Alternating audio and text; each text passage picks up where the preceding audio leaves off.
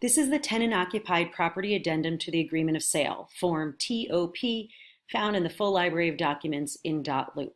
So this is for properties where there's a tenant living in the property, whether or not you want them to stay.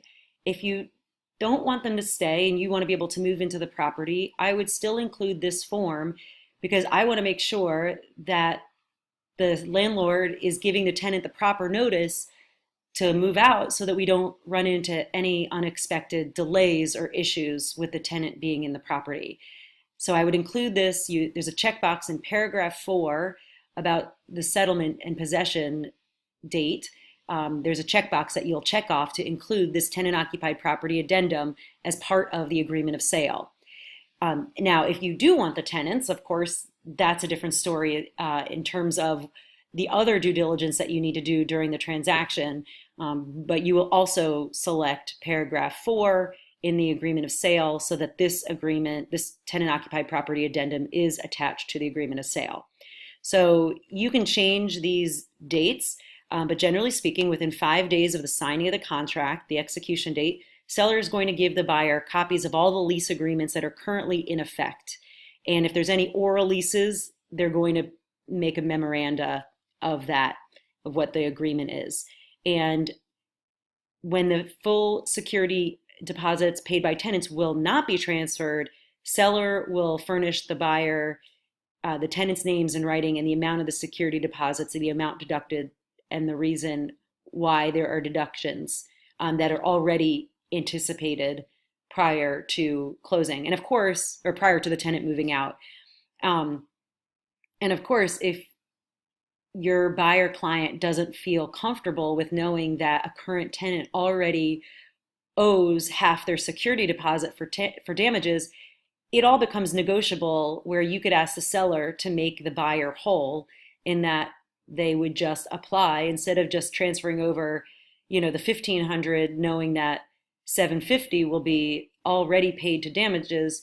You can ask the seller to either pay for those damages now and have them take the loss for allowing that condition to remain at the property, or have the seller, decrease the price by 750.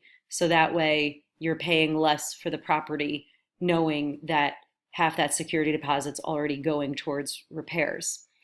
Now, when you receive the lease and all the memoranda, or if the seller fails to provide that within that time frame, the buyer will have an additional 5 days, if not specified, or whatever number of days that you specify, to either accept the property or terminate the agreement and get their deposit money back, or negotiate with the seller.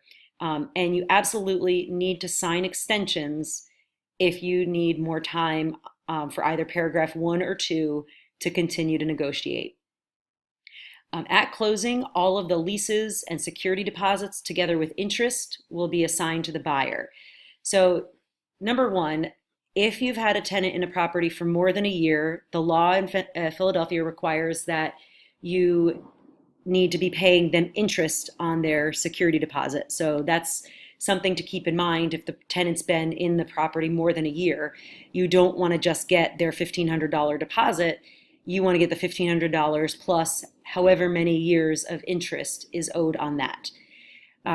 You'll also, if the buyer or the tenant has prepaid last month's rent, you want to make sure that the seller either deducts that from the sales price in terms of a seller assist, or they bring you a check at closing, or if the lender allows it, to put it on the final settlement statement.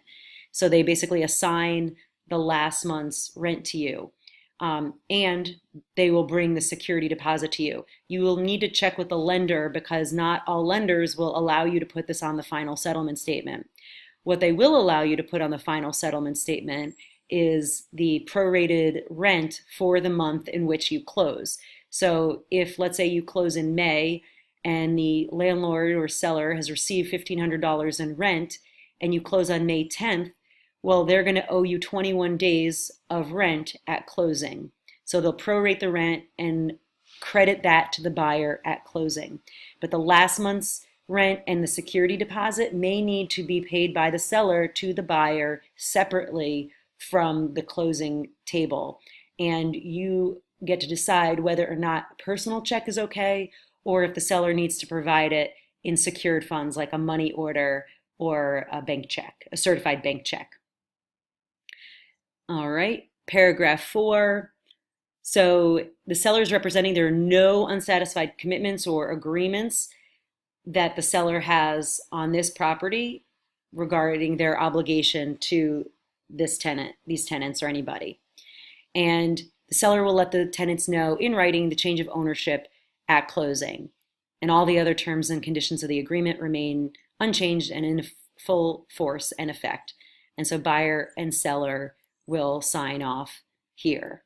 And part of the buyer's due diligence with regard to reviewing the viability of these tenants that are in the property and whether or not they want to buy the property with these tenants in it, is to find out about their rental payment history. So you can ask for bank statements from the seller showing when deposits have been made, or have the seller sign off that they've received the rents on time or when it was late.